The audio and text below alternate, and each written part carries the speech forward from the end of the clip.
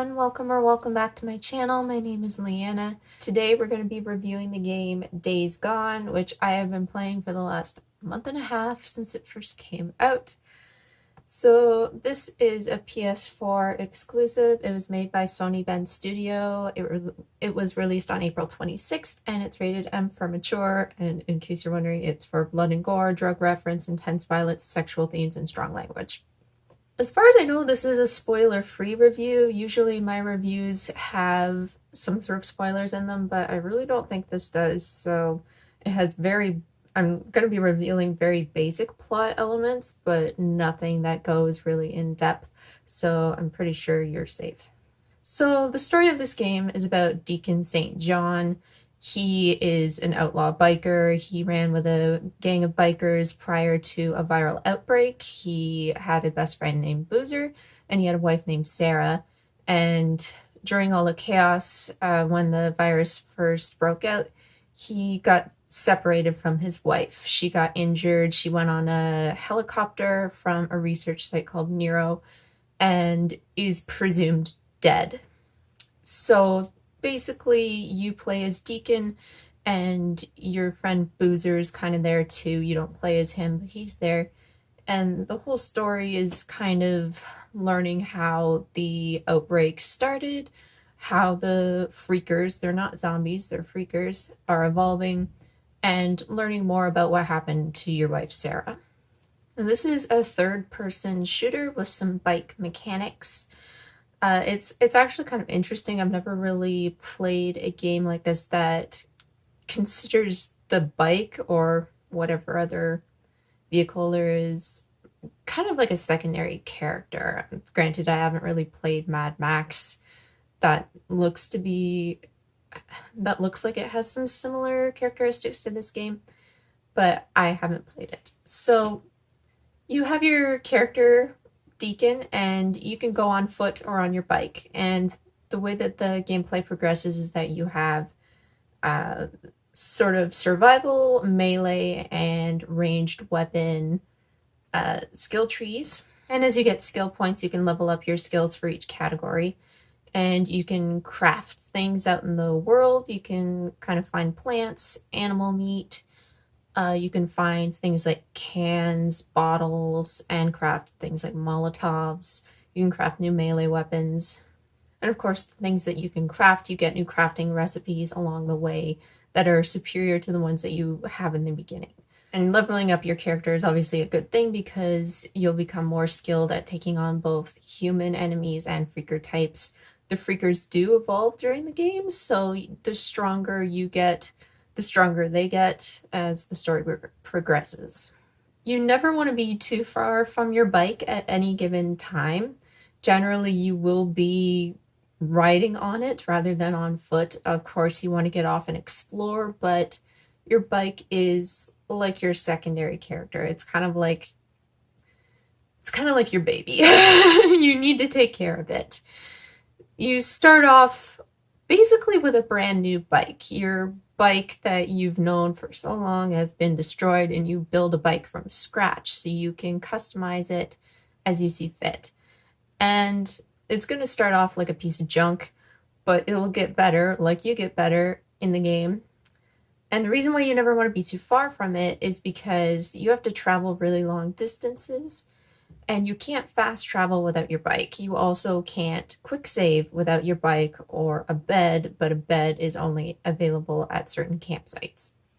And of course, if you come across a horde, and a horde constitutes usually between 50 and sometimes over 1,000 different freakers, you're going to want to make a quick escape. So I mean, early on in the game anyway. Later on, you're going to be better equipped to deal with hordes. The hordes are incredible.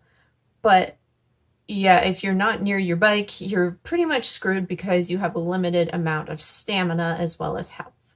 And just like Deacon, who has a health meter, so does your bike. Your bike can take damage, and it's a limited amount. And your bike also needs fuel. So when you're out in the open world, you want to be keeping an eye on resources. What does your bike need? Is it running low on scrap? You need to gather scrap to fix your bike. And is it running low on fuel? Well, you're either going to need to take it back to a camp, or go to the nearest gas station, or find a gas can that's just kind of kicking around somewhere. Because if you run out of fuel, then you're going to have to walk back to camp, and that could be a really long way. And you might run into something that could kill you along the way. Speaking of camps, there are 5 of these that you'll encounter throughout the game. You start off with 1, and then when the second map opens up, there's 2, third, and then there's a completely separate second map that I thought I was getting close to the end of the game, and it's like, nope, you just finished the northern map, here's the southern map. So it's a pretty huge map. And each camp you go to has different things that you can do. You can turn in freaker ears for camp credits, which is basically like currency. And I know that sounds kind of weird, turning in freaker ears. It's a little odd. You can also turn in plant life and animal meat for the same thing. And you can take on jobs, which will earn you camp credits and camp trust. You need to earn trust with your camps, because if you don't have your trust level, you can't gain new upgrades for your bike and new weapon upgrades as well. And of course, you need both of these to survive. Because if you don't have a better bike, you can't traverse longer distances without having to refuel. You can't take as much damage before having to repair. You can't even cross long gaps that maybe you couldn't reach before. Say there are these really big jumps that you have to make with your bike that can only be made with your bike to reach the other side of a canyon where there's some really cool upgrades for your character. So you need the bike upgrades, and you need the weapon upgrades, because the guns you start off with are pretty shit, let's be honest. By the end of the game, you're going to be really overpowered, but it's kind of fun. So yes, you need to do the jobs, and in between jobs at each camp, you'll get a little radio call signifying when there's a job for you, so you can just go to whatever camp you want. And when you're out in the world, you'll also come across these little question marks on your map. Usually it's a survivor that's in trouble, and you can send them off to one of the different camps and earn different amounts of trust or credits, or both. Defeating certain hordes in different areas also will gain you trust and credits, depending on which area it's located in. If it's closer to one camp versus another, that's the camp that your trust and credits will go to. And speaking of hordes, they are like really cool. When I first met one, I barely got out of there with my life. And that was a small one at the very start of the game, so I didn't take the whole thing out. I came pretty darn close, but I eventually had to escape. But as you progress through the game, you will eventually, probably, if you're like me and you upgrade your equipment regularly, you'll be able to take on the hordes. And these are story missions anyway. You will eventually have to fight a horde. It's mandatory to progress the story forward. And it's also just fun to kill a whole bunch of freakers at once. So this game really is just absolutely massive. As I said, it took me a month and a half to 100% complete the game and get a platinum trophy. I started the day it came out. I pre-ordered my game and I got it on April 26th. I started playing that evening, and I played almost every day after that consistently. So it took me a long time to go through the game, and that's going to be a plus or a minus depending on who you are. Some people prefer to just have sort of a quick play around, play a few games at once, and they don't want to be tied down to one game for that amount of time, which I completely understand. I really enjoyed the game, so being tied to it for a month and a half, I found to be just a great time. I wasn't really thinking, when is this game going to end? Rather, when the game was done, I was kind of like, oh, there's nothing left to do. That kind of got me down. Usually I'm not thinking after that amount of time that I want to keep playing. I kind of want to move on, but I'm kind of just waiting for, I don't know, a story DLC or something. That would be cool. And I wasn't even really gunning for a platinum trophy. I genuinely don't really care about that sort of thing. It's just that by the time the story was reaching its end, I noticed, oh, I only have a few left, so I might as well just do it. The thing with bigger open world games, for me personally, I find that I tend to get really distracted because they're so huge and there's so much to do.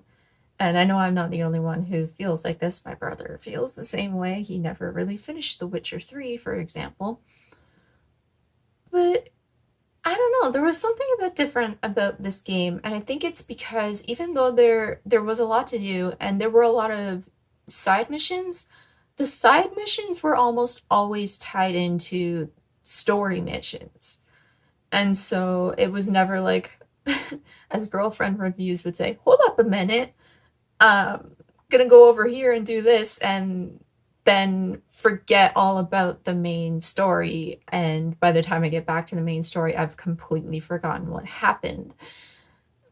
That's not really what happens here, because you have like several converging plot points, and so you'll never really forget what's going on with the story unless you're just kind of, I don't know, dicking around and not doing any actual missions. You're just kind of taking on a bunch of random freakers and enemies to level up your character, which is a possibility. And it is something that you kind of need to do between missions in order to maintain your skill level and your trust level with camps, and make sure that you are at a place where you need to be for your next mission. But you also don't need to do too much of that, like some open world games where it's like that's all you're ever doing before you get to the main story. I feel like there was just the perfect balance of things to do in this game, and I was never bored, and the story was engaging enough that I always wanted to know what was happening next. And again, that's the problem I have with open world games, is the story always kind of feels secondary to shooting things. But the story and the characters here were great. There were several different plots that I wanted to make sure I progressed with, because I wanted to know what happened, and it felt like the consequences were real. What started off as a journey between two friends quickly evolved into something more. One friend, Boozer, gets injured, and then you're having to find out a way to help him survive. And then you start helping the camps, you start realizing that something's happening. The neuro researchers are figuring out that something is happening with the freakers, so you start helping one of them. You start helping one of the neuro researchers, and that leads you to the evolution of the freakers, and also the possible whereabouts of your wife. Is she dead or is she not? So you want to find out what happens there. And also with the freakers, the evolution of that was like really creepy, listening in on the neuro conversations. They did that really well. And also just taking on the different enemy types. Like there's a cult that worships the freakers. That was really interesting. And so all of these plot points tie together. They never really take it too far from one or the other. They're all connected. Now, this isn't to say that the game is completely without flaws, because it's not. In fact, this game had a little bit of controversy surrounding it, just because of the fact that, well, they've had to patch in quite a bit. I did pre-order the game, as I said, so there were no reviews until basically the day that it came out. There was the review embargo wasn't lifted until then. Sometimes they give you a few days ahead of time to get the reviews out, sometimes a full week, and sometimes not at all. And so in this instance, there was no time at all. They just said, put your reviews out the day of. And so people like me who pre-order games, that can be a little bit interesting, because we've already put our money there, and it can be a little worrisome if reviews come in and they're suddenly not very good. The thing you also have to keep in mind is that a lot of the reviewers were playing pre-day one patch, which can always mess with a game's performance. And I think that definitely happened here. But we are up to version 1.11 of the game, which means that we've had a lot of patches since the game's release, probably more than average. At least they're not just taking your money and running. In fact, Bend Studio has been really good about listening to bug issues, bug reports, and they've even been on the Reddit board for the game, just replying to people saying they're working on things, which I think is great. It's not that I think the game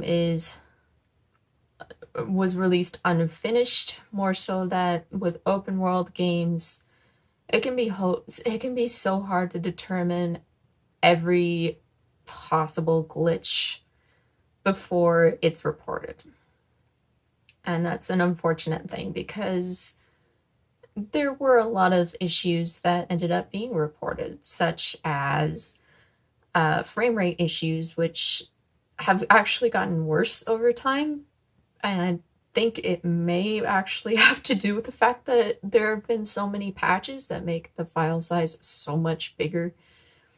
Because I personally noticed that I had no frame rate issues when I first got the game, and since then it's gotten progressively worse. Some people have noticed really strange audio glitches. It was especially bad prior to the day one patch when people were initially reviewing things. Sometimes the lips weren't moving and the audio was going. Sometimes there was no audio during cutscenes. Things like that have, for the most part, been patched. I haven't experienced anything major, but I have experienced some smaller things that have just kind of made me go, huh.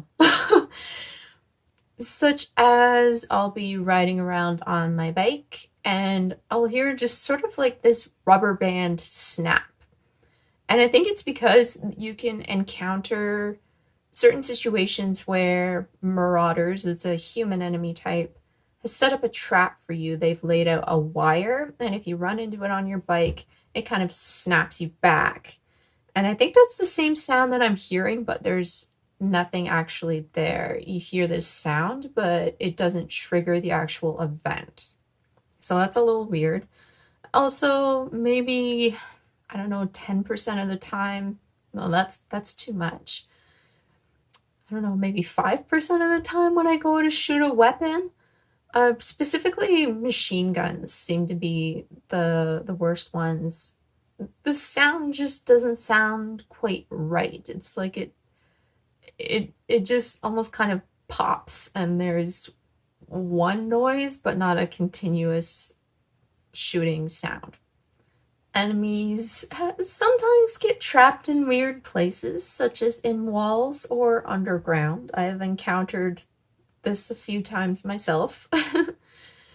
It's a minor thing, but I imagine if this came up at a really awkward place where you're supposed to take out all enemies and you can't because they're in a weird spot, that could be a little problematic. You'd probably have to restart your checkpoint or something. That hasn't happened to me. It's just been a little odd. I've had some missions completely respawn after I've already done them. This tends to happen with the infestation zones where you have to wipe out freaker nests. Usually you set them on fire with like a Molotov cocktail, and then they come out of their nests and you take them out. And there's usually like 3 to 6 in each zone. And I go back to the zone to double check that I've taken them all out. I know that I have. And sure enough, I've taken them all out, but the mission has reappeared in my mission progress area, and it's like, oh, that's a little strange. First time this happened, it was part of a main storyline, and I was like, oh, so this came up again, and if I don't complete it, which I already have, I can't progress through that storyline. That's a little worrisome. Thankfully, if I restart the game, that goes away, because that happened a few times. But restarting the game always made that mission go away and actually gave me some extra experience points. Yeah, it's just weird things like that. And I know I had to create a Reddit account just to go on the Days Gone board and make sure I wasn't the only one having this problem. And sure enough, I wasn't. And additionally, Deacon will sometimes even start talking about having to burn down these nests when he's in an infestation zone. It's like, dude, you've already done it. So clearly there are a few little hiccups here and there with the game. I never experienced anything so troublesome that it broke my game. Unfortunately, a few people have had that happen, so that's unfortunate. And again, it's not that I feel like this was released too early or that it lacks polish. For example, Ubisoft has large franchises such as Far Cry and Assassin's Creed. Those are huge maps, probably even bigger than these ones. Something always goes wrong with those games. And that studio is way bigger than Bend Studio. It's estimated that 5 to 6 people created the entire map and environment for this game. And that's a really tiny amount of people for something so huge. So it's a much smaller amount of people working on this game. And to consider that, I feel like they did a pretty great job. I feel like they did a great job. There was also one really odd piece of criticism that jumped out at me from at least 2 reviews I saw the day of the launch, which was that the freakers are too white. And that struck me as odd because I immediately knew they hadn't played the game. Because if you play the game, very early on, they describe the fact that this is a viral pandemic that affects pigmentation of the skin to the point where they eventually are affected by albinism. That means there's no possible way to know what race or ethnicity the freakers are. In fact, there's even one type of freaker called a bleacher that does have albinism and is extremely sensitive to light. So they have a sort of grayish pigmentation to the skin. It's not white, it's gray. I would say all of the freakers are not white. They are some shade of gray. None of them really look white because they kind of look decomposed. And many of them have hair that's fallen out to a certain degree, or are completely bald. So that was just a little odd to me. So overall, I really enjoyed the game. I wouldn't have played it as long as I did if I didn't enjoy it. And I just want to point out the fact that I paid half price for it because I had some Amazon gift cards. I would have paid full price for it. I spent a lot of time in this world and I want to spend more time in it. So if they come out with DLC, I would gladly go back to it. I thought that the acting was great. The story and characters were likable and engaging, except for the characters who weren't meant to be likable, in which case they did a great job there too. And the gameplay was fun as hell, even if not all of the mechanics were necessarily new. I feel like it's becoming a little bit hard in the shooter genre to introduce new mechanics, but they managed to make it interesting, which is sometimes a rarity. There were a few little mishaps here and there with the mechanics and environment in terms of glitches and bugs, but none of that really spoiled my experience with the game, and I feel like that's key. And that was also key among a lot of reviews that I did watch and read, which is that there were things that happened in their gameplay while they played, but none of it really spoiled the experience. And I think that that is worth mentioning because glitches can happen and they can really ruin a game for you. But I want to know what you think of the game. If you've played it, did you enjoy it or did you not? And if you haven't played it, are you looking forward to playing it or not? Let me know. And before I go, I just want to put a little compilation video together of some funny and interesting moments that I had in the game. I kind of recorded as I went along and found some fun stuff. So enjoy. I post Mondays and Fridays here on this channel in the afternoons Eastern Time. I also post quite frequently on Instagram and Patreon. You can find my links below. Please subscribe if you want to, and if you don't want to, that's okay too. Have a great day, everyone, and I'll see you later. Bye.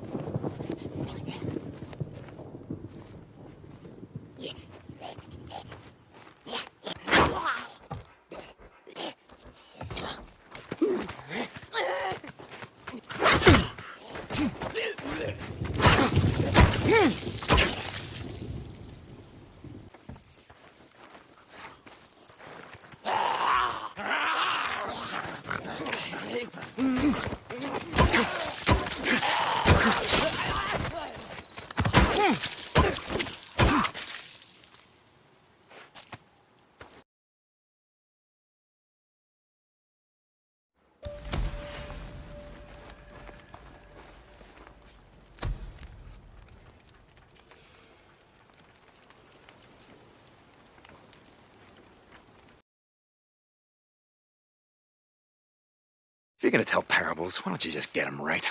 Oh, goddammit, sniper ambush.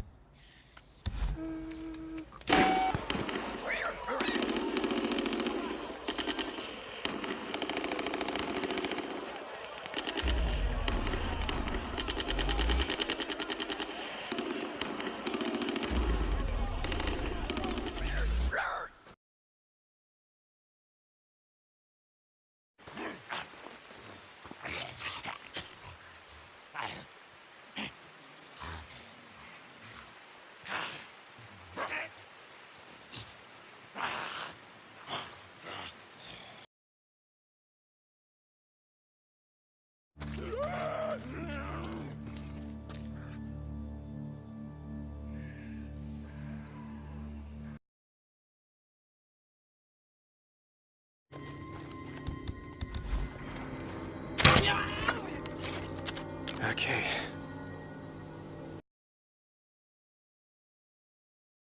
pushing for him.